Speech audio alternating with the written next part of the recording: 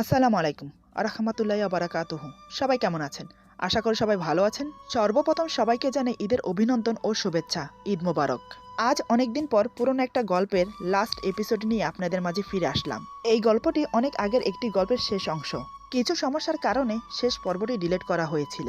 অনেকেই কমেন্ট করেছে এই পর্বটির জন্য, তাই আপনাদের জন্য রিয়া ও মারুফের শেষ গল্পের অংশটা নিয়ে আসলাম। যারা এই গল্পটি দেখেননি বা শোনেননি তারা আমার চ্যানেলে গিয়ে এই গল্পের প্রথম 4 পর্ব দেখে আসতে পারেন।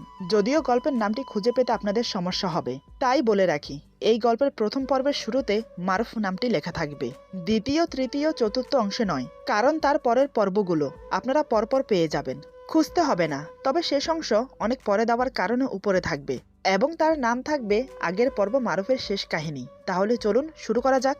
এভাবে দুজনের মাঝে কথা কাটাকাটি হতে থাকে, কিন্তু আমার রাগ কোনোভাবেই কমে না। কি করে কমবে? আজ দুদিন হলো আমরা কক্সবাজার এসেছি, হোটেল রুম ছাড়া কোথাও ঘুরতে যাইনি। যাবই বা কি করে? উটকো ঝামেলা যে মাথায় এসে পড়েছে।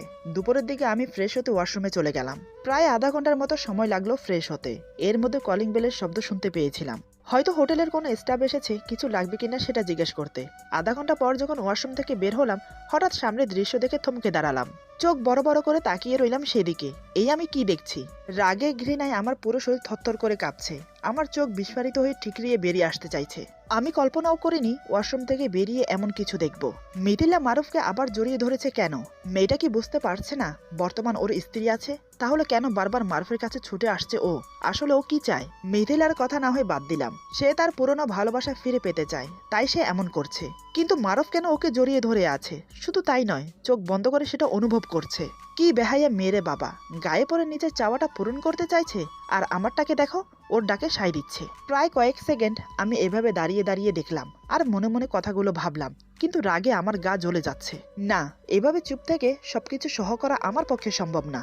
আমার স্বামীর সাথে বাইরের মেয়ে ফষ্টি নষ্টি করবে আর আমি সেটা দাঁড়িয়ে দাঁড়িয়ে দেখবো? কখনোই না। আমি বললাম, কি হচ্ছে এখানে? আমি কি জানতে পারি? আমার গলার আওয়াজ শোনার সাথে সাথে মারুফ তৎক্ষণাৎ ওকে ছেড়ে দিল, কিন্তু মিথিলা এখনো মারুফকে জড়িয়ে আছে। এটা দেখে আমার আরো রাগ হলো। মারুফ ওকে ছাড়ানোর চেষ্টা করছে, কিন্তু মিথিলা খুব শক্ত করে জড়িয়ে ধরে রেখেছে। এবার আমি এগিয়ে গিয়ে মিথিলাকে ছাড়িয়ে নিলাম। আমি বললাম, কি হচ্ছেটা কি এখানে? আপনি ওকে জড়িয়ে ধরেছেন কেন? মিথিলা বলে, সে কৈফিয়ত কি তোমাকে দিতে হবে? আমি ওকে ভালোবাসি, তাই আমি ওকে জড়িয়ে ধরতেই পারি। তুমি বলার কে শুনি? ভুলে যেও না ওর জীবনে তোমার আগে আমি ছিলাম, তাই আমার অধিকারটা বেশি। আমি বললাম, ও তাই বুঝি? এতই যখন অধিকার ছিল তাহলে ওকে ছেড়ে অন্যের হাত ধরে চলে গেলে কেন? তখন তোমার অধিকার কোথায় ছিল? যখন তোমার জন্য তিলে তিলে কষ্ট পাচ্ছিল তখন তোমার অধিকার কোথায় ছিল? যখন রাত জেগে তোমার জন্য চোখের পানি ফেলেছে তখন তুমি কোথায় ছিলে? তুমি যে বলো ওকে ভালোবাসো, ভালোবাসার মানে বোঝো? ভালোবাসার মানে বুঝলে কখনোই ওকে ছেড়ে অন্যের সাথে চলে যেতে না। মিথিলা বলে, আমি কখন কি করব না করব সেটা আমার ব্যক্তিগত ব্যাপার, তুমি বলার কে শুনি? আর তোমার সাহস কি করে হয় আমাকে জ্ঞান দেবার? তোমার সাহস দেখে সত্যিই আমি অবাক হচ্ছি। এটা ভুলে যেও না আমি মারুফকে ভালোবাসি, ও শুধু আমার থাকবে। এবার আমার মেজাজ আরো গরম হয়ে গেল। এই মেয়েটাকে দেখছি বোঝালেও বোঝে না। আমার স্বামী আর এ বলে কিনা ও ওকে ভালোবাসে। আমি আর নিজেকে ধরে রাখতে পারলাম না। যত জোরে পেরেছি তত জোরে একটা থাপ্পড় মারলাম। আমার থাপ্পড় খেয়ে মিথিলা টাল সামালতে না পেরে 2 পা পিছিয়ে গেল। ফর্সা গালে স্পষ্টভাবে 5 আঙ্গুলের দাগ বসে গেল। সে এবার ক্ষিপ্ত বাঘিনীর মতো আমার দিকে তাকালো। এমন ভাবে তাকাচ্ছে মনে হচ্ছে আমাকে এখনই আস্ত গিলে খাবে। আমি তার পরোয়া না করে রাগের সাথে চেঁচিয়ে বললাম, খবরদার, আরেকবার মারুফের নাম মুখ থেকে উচ্চারণ করলে জিভ টেনে ছিঁড়ে ফেলবো। আমি আজ 3 দিন ধরে দেখছি মারুফ তোমাকে এড়িয়ে চলছে, আর তুমি কিনা গায়ে পড়ে তোমার ভালোবাসা আদায় করতে চাইছো। বারবার চলে আসছো আমাদের মাঝে সমস্যা সৃষ্টি করার জন্য। তুমি দেখছো অলরেডি আমি ওর সাথে আছি, তারপর এমনটা কেন করছো তুমি? তুমি এটা ভুলে যেও না বর্তমান মারুফ আমার হাজবেন্ড। তোমার থেকে ওর উপর অধিকার আমার বেশি। আমার থাপ্পড় খেয়ে মিথিলা রাগে ফুঁসছিল। এখন আমার কথাগুলো শুনে তার রাগ আরো বেড়ে গেল। আচমকা কিছু বুঝে ওঠার আগে সে আমাকে থাপ্পড় মারে। আমি গালে হাত দিয়ে ওর দিকে তাকিয়ে রইলাম। এটা দেখে মারুফ আর চুপ থাকতে পারলো না, কষে একটা থাপ্পড় মেরে দিল মিথিলার গালে। মিথিলা গালে হাত দিয়ে অবাক হয়ে তাকিয়ে থাকে মারুফের দিকে, কারণ এটা সে আশা করেনি। সে ভাবতে পারেনি মারুফ ওকে থাপ্পড় মারবে। মিথিলা কান্নাজড়িত গলায় বলে, মারুফ তুমি আমাকে থাপ্পড় মারলে, তাও আবার এই মেয়েটার জন্য? মারুফ বলে, থাপ্পড় মেরেছি, বেশ করেছি। তোমার সাহস কি করে হয় আমার স্ত্রীকে থাপ্পড় মারার, ওকে চোখ রাঙিয়ে কথা শোনানোর? তুমি জানো আমি বিবাহিত, আমার স্ত্রী আছে, তারপরও কেন আমার পিছনে পড়ে আছো? কি চাই তোমার? মিথিলা এবার মারুফের হাত ধরে কেঁদে ফেলে। সে কান্না করতে করতে বলে, আমি তোমাকে ছেড়ে গিয়ে অনেক বড় ভুল করেছি, সেটা আমি হারে হারে বুঝতে পেরেছি, কিন্তু এখন তো আমি ফিরে এসেছি, আমার ভুলের জন্য ক্ষমা চাইছি, প্লিজ আমাকে ক্ষমা করে দাও। চলো না আমরা আবার নতুন করে শুরু করি, কথা দিচ্ছি আমি আর কখনো তোমাকে ছেড়ে যাব না। মারুফ মিথিলার কথা শুনে আমার দিকে তাকালো। আমি তখন করুণ দৃষ্টিতে মারুফের দিকে তাকিয়ে আছি। মারুফ আমার দিকে তাকিয়ে থেকে নিজের হাত ছাড়িয়ে নিয়ে বলে, সেটা আর কখনোই হবার না, কারণ আমি আমার স্ত্রীকে অনেক ভালোবাসি, সে আমার সবকিছু জুড়ে সে আছে, তাকে ছাড়া আমি অন্য কারোর কথা ভাবতে পারি না। তোমার কথা তো নাই, তুমি এবার আসতে পারো, আর কখনো আমার জীবনে আসার চেষ্টা করবে না। মিথিলা বলে, কিন্তু? মারুফ চেঁচিয়ে বলে, কোনো কিন্তু না, তুমি এখান থেকে যাও, আর কখনো আমার সাথে যোগাযোগ করার চেষ্টা করবে না। মারুফের কথা গ্রাহ্য না করে মিথিলা বলে, কিন্তু মারুফ আমি তোমাকে ভালোবাসি, সত্যি বলছি, বিশ্বাস করো আমাকে। মারুফ বলে, তোমাকে যেতে বলছি এখান থেকে, তা না হলে আমি তোমাকে ঘাড় ধাক্কা দিয়ে বের করে দিতে বাধ্য হব। কিন্তু না, মিথিলা সোনার পাত্রী না, সে এখনো দাঁড়িয়ে আছে। এটা দেখে মারুফের মেজাজ আরো গরম হয়ে গেল। সে এবার মিথিলাকে ঘর থেকে বের করে দিয়ে দরজা লাগিয়ে দিল। বাহিরে দাঁড়িয়ে মিথিলা কয়েকবার দরজা ধাক্কালো, কিন্তু মারুফ দরজা খুলছে না। আমি বললাম, মেয়েটি হয়তো তোমাকে সত্যি ভালোবাসে, তুমি ওকে ফিরিয়ে দিও না, আমি না হয় তোমাদের মাঝ থেকে চলে যাব। মারুফ এবার আমার দিকে চোখ রাঙিয়ে বলে, একটা থাপ্পড় মেরে দাঁত ফেলে দেব আরেকবার চলে যাওয়ার কথা বললে। তারপর আমার দুই বাহু শক্ত করে দেয়ালের সাথে চেপে ধরে বলে, তুমি বুঝতে পারছো না কেন, আমি তোমাকে ভালোবাসি, আমার তোমাকে চাই, তোমার সঙ্গ চাই, সারা জীবন তোমাকে আমার বুকে চাই, তোমার ভালোবাসা পেতে চাই। কেন কষ্ট দিচ্ছ আমাকে বলো তো, আর কেনই বা কষ্ট দিচ্ছ নিজেকে? আমি জানি তুমি আমাকে ভালোবাসো, তাহলে কেন বারবার আমাকে দূরে রাখছো? আমি আর পারছি না রিয়া, এবার অন্তত তোমার বুকে আমাকে একটু শান্তিতে ঘুমোতে দাও। তোমার কাছ থেকে আমি আর কিচ্ছু চাই না, শুধু তোমার ভালোবাসা চাই। এবার আমি চিৎকার করে কান্না করে দিলাম, কারণ ও আমাকে খুব শক্ত করে চেপে ধরে রেখেছে, যার ফলে আমি খুব ব্যথা পাচ্ছি। আমার কান্না দেখে মারুফ বুঝতে পারলো আমি ব্যথা পাচ্ছি। সে সাথে সাথে আমাকে ছেড়ে দিয়ে বলে, সরি লক্ষ্মীটি, আসলে আমি বুঝতে পারিনি, এই বলে আমার হাত ধরে। আমি তৎক্ষণাৎ নিজের হাত ছাড়িয়ে বললাম, আমাকে ছোবে না, তুমি আমাকে ভালোবাসো না, তুমি ওই মিথিলাকে ভালোবাসো। তখন তো দিব্যি জড়িয়ে ধরে চোখ বন্ধ করে অনুভব করছিলে। কি ভেবেছ আমি দেখিনি? আমি জানি তুমি এখনো মেয়েটিকে ভালোবাসো। এই বলে আমি দৌড়ে গিয়ে বিছানায় বালিশ বুকে নিয়ে শুয়ে কান্না করতে লাগলাম। আমার কথা শুনে মারুফ কোমরে হাত দিয়ে অবাক হয়ে তাকিয়ে আছে। এত কিছু করার পরেও কেন আমি বারবার একই কথা বলছি? মারুফ ধীরে ধীরে আমার পাশে এসে বসে আমার মাথায় হাত বুলিয়ে দেয়। মারুফ বলে, সত্যি কি তুমি আমাকে ভালোবাসো না? আমি বললাম, না। মারুফ মুচকি এসে বলে, তাহলে আমার জন্য কান্না করছো কেন? আমি বললাম, আমি কেন শুধু শুধু তোমার জন্য কান্না করব, আমি তো এমনি কান্না করছি। মারুফ বলে, ও তাই বুঝি, তাহলে কোমরে শাড়ির আঁচল গুজে আমার জন্য মিথিলার সাথে ঝগড়া করছিলে কেন? আমি বললাম, আমি আবার কখন শাড়ির আঁচল গুজলাম? আমি তো আজ শাড়ি পরিনি, আমি তো বাস এমনিই কথা বলছিলাম। মারুফ বলে, শাড়ি পরলে কিন্তু তাই করতে, আর আমার জন্য তো ওকে থাপ্পড়ও মেরেছো, বেচারি দুটো থাপ্পড় খেলো। এবার আমি উঠে বসলাম। আমি বললাম, ও এবার বুঝতে পেরেছি, ওকে থাপ্পড় মারাতে তোমার কষ্ট হচ্ছে, আর ও যে আমাকে থাপ্পড় মারলো, কই সেটা তো একবারও বললে না। মারুফ আমার হাত ধরে বলে, তার জন্যই তো ওকে থাপ্পড় মারলাম আমি, ও তো তোমাকে থাপ্পড় মারেনি, ও যে আমার কলিজায় আঘাত দিয়েছে। ওকে আমি এমনি এমনি কি করে ছেড়ে দেই? এই পাগলি, আমি তোমাকে ভালোবাসি, শুধু তোমাকে ভালোবাসি, বড্ড বেশি ভালোবাসি। এই যে তুমি কথায় কথায় রেগে যাও আমার উপর, সত্যি বলছি আমার একটু অভিমান হয় না, বরং আমার আরো ভালো লাগে, কারণ তোমার এই রাগ অভিমানেই তো লুকিয়ে থাকে আমার ভালোবাসা। তুমি আমাকে ভালোবাসো বলেই তো আমার উপর রাগ করে আমাকে বকো। আজ তো নিজের চোখে দেখলাম কিভাবে মিথিলাকে জব্দ করেছো, আমি তো ভাবতেই পারিনি তুমি এমন করবে। আমি বললাম, তুমিও কোনো অংশে কম যাও না, এদিকে বলো মেয়েটাকে ভালোবাসো না, অন্যদিকে ঠিকই মেয়েটাকে জড়িয়ে ধরে উপভোগ করো। আচ্ছা তোমরা ছেলেরা এমন কেন বলো তো? মারুফ এবার আমার হাত শক্ত করে ধরে বলে, আচ্ছা তুমি আমাকে একটা কথা বলো তো, এভাবে ঝগড়া করে কি সবকিছু সমাধান হয়? আমরা কি সারা জীবন এভাবে ঝগড়া করে যাব? আচ্ছা তুমি কি চাও বলো তো, তুমি যা চাইবে আমি তাই করব, শুধু তোমাকে ছাড়া, কারণ তোমাকে ছাড়া আমি থাকতে পারবো না। আমি বললাম, আমি কিছু চাই না, আমি শুধু এখান থেকে যেতে চাই। মারুফ বলে, যেতে চাই মানে কোথায় যাবে? আমরা এসেছি কক্সবাজার ঘুরতে, না ঘুরে তো যাব না। আমি বললাম তো আমি এখানে আর এক মুহূর্ত থাকবো না। আমার কথা এবার মারুফের মেজাজ গরম হয়ে গেল। সে এবার চেঁচিয়ে বলে, চুপ, একদম চুপ, অনেক বকবক করছো তুমি, কিছু বলি না বলে যা মনে আসছে তাই বলে যাচ্ছ। ভালোবাসি বলে কিছু বলি না তোমাকে, ভেবেছি ধীরে ধীরে সব ঠিক হয়ে যাবে, কিন্তু না, বিয়ে হয়েছে পর্যন্ত তোমার অভিমানই শেষ হচ্ছে না। ভুলবশত না হয় একটা অপরাধ করে ফেলেছি আমি, তার জন্য আর কতবার ক্ষমা চাইবো? কেন এমন করছো তুমি? ঠিক আছে, আমার মনে হয় তুমি আমার থেকে মুক্তি চাও, কি তাই তো? আমি জীবিত থাকতে তো তোমাকে ছাড়বো না, আমি মরে গেলে তুমি মুক্ত। একটা কাজ করো, এই নাও ছুরি, এটা দিয়ে আমার গলাটা কেটে দাও, তাহলে সব এখানে খতম। এই বলে ফলের ঝুড়ি থেকে ছুরি উঠিয়ে আমার হাতে ধরিয়ে দিল।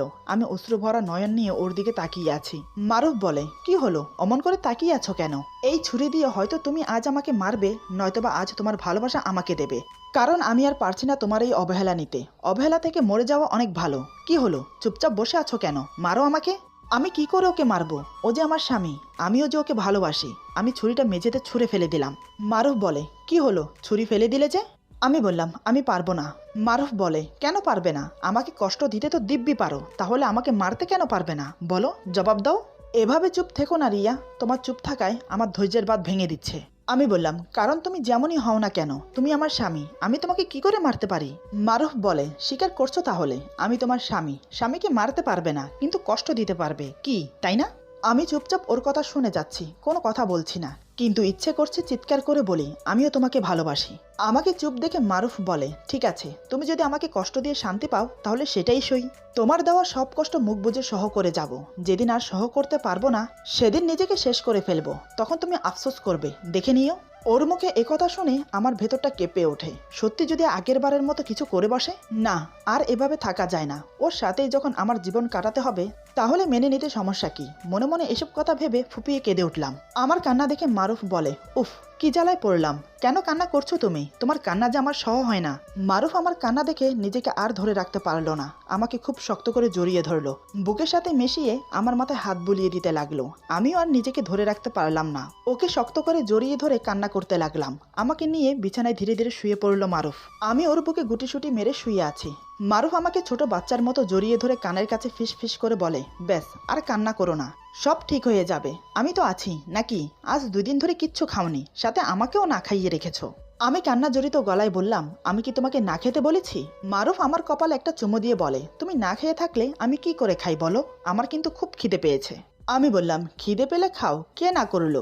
মারুফ বলে, তুমি না করেছো, তুমি না খেয়ে থাকলে আমার খাওয়া হবে না, তুমি সেটা খুব ভালো করেই জানো, তাই তো আজ 2 দিন তুমি আমাকে না খাইয়ে রেখেছো, তুমি আমাকে একটুও ভালোবাসো না।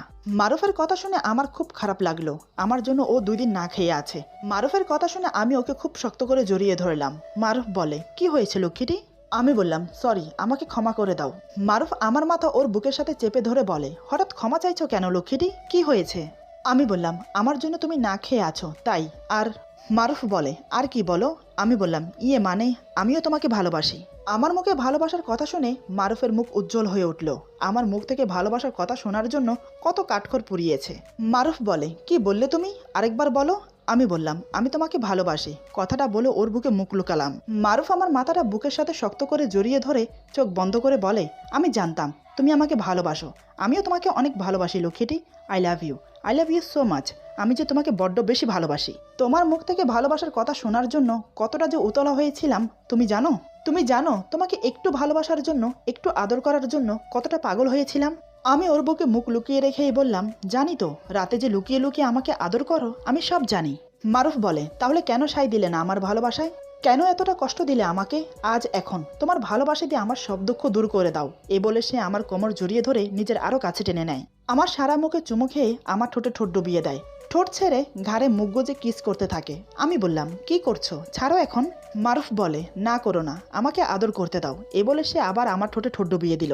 আমার ঘাড়ে বুকে কিস করতে লাগলো। ওর মুখের গরম নিঃশ্বাস আমার বুকে পড়ছে, তাতেই আমার যেন কেমন কেমন লাগছে।